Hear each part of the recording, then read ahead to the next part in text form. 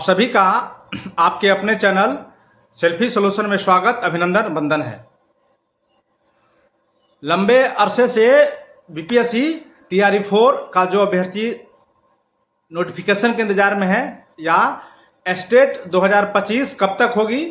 आज इसके वीडियो के बारे में हम लोग बात करेंगे कि स्टेट 2025 पहले आएगा या फिर बीपीएससी टीआरई 4 की बारी है। क्या है अभी खबर, आज हम लोग कुछ डाटा को खंगालेंगे और उसके अनुसार से हम लोग देखेंगे कि इस बार अभी क्या चल रहा है और आगे अभी क्या प्रक्रिया है। तो फिर से एक बार आप सभी शिक्षक अभ्यर्थियों को, जो शिक्षक बनना चाह रहे हैं, जो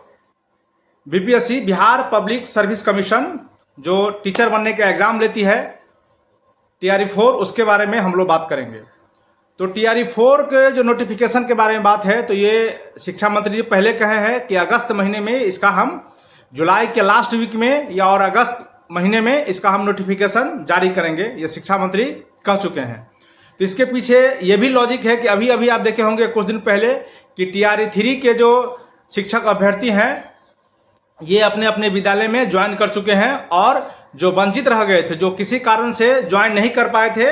उनको भी फिर से काउंसलिंग करवाई गई है और फिर से अभी दोबारा ज्वाइन करने का डेट नहीं दिया गया है। यानी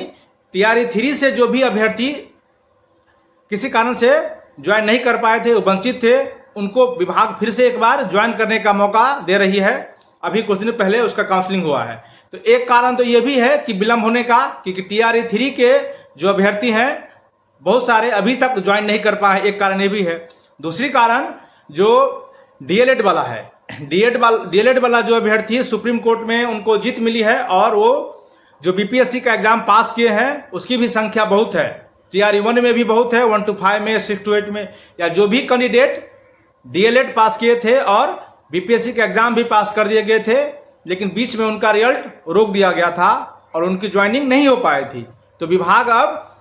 डीएलएड के अभ्यर्थी के जो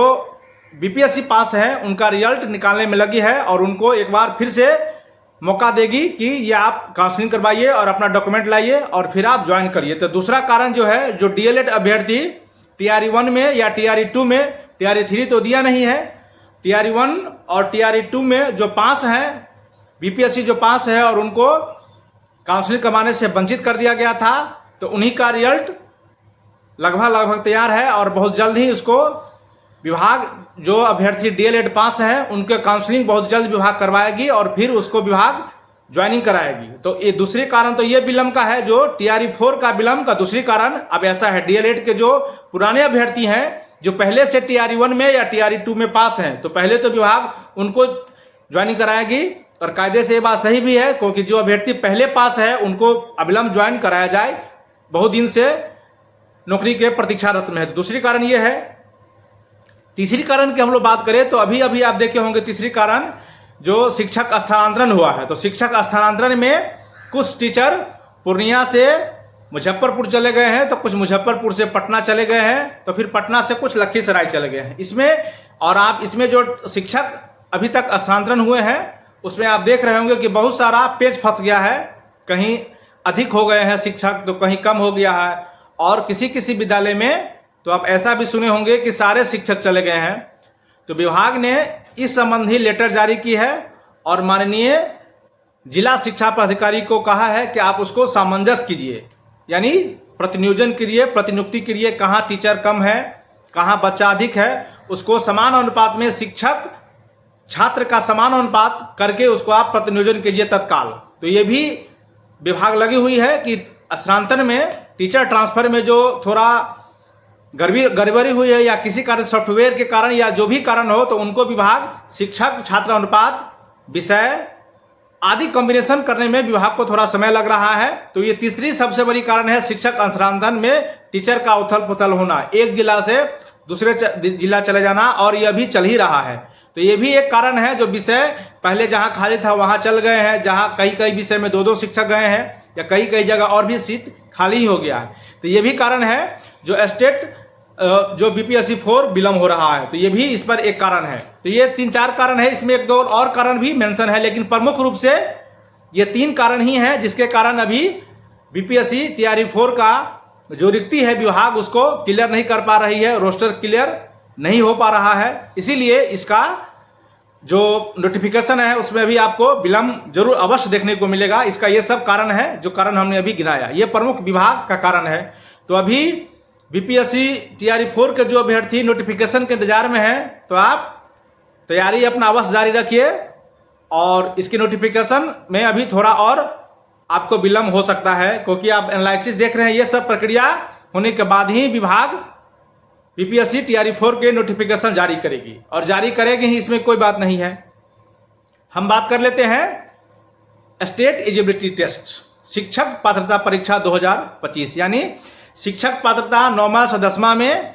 के लिए पेपर 1 और 11वीं 12वीं के लिए पेपर 2, इस पर भी बहुत चर्चा हो रही है। तो अभी सक्षमता परीक्षा 12-13 जुलाई को सक्षमता परीक्षा 3 होने जा रही है, जो नियोजित शिक्षक है उनको विशिष्ट होने के लिए, क्योंकि ये परीक्षा बिहार विद्यालय परीक्षा समिति यानी बीएससीबी बोर्ड पटना लेती है, जिनके अध्यक्ष श्री अनंत किशोर जी हैं। तो उनका पहले जो बीपीएससी पहले जो सक्षमता परीक्षा 3 है और बिहार विद्यालय परीक्षा समिति सक्षमता परीक्षा का आयोजन करवाती है। तो आने वाले समय में सक्षमता परीक्षा जो नियोजित शिक्षक दे रहे हैं, ये परीक्षा समाप्त होते ही बिहार विद्यालय परीक्षा समिति स्टेट के अपने काम में जुट जाएगी, क्योंकि बिहार विद्यालय परीक्षा समिति अपना एक एक करके काम करती है, ये सारा काम को हौच फौच नहीं करती है। तो आप सक्षमता परीक्षा 3 होने दीजिए, उसके बाद स्टेट 2025 का नोटिफिकेशन भी आपको देखने को मिलेगा। बिहार विद्यालय परीक्षा समिति अभी पूरा अपना फोकस सक्षमता परीक्षा 3 करने में लगी हुई है, उसके बाद आपको स्टेट का जो नोटिफिकेशन है 2025 आपको देखने को मिलेगा।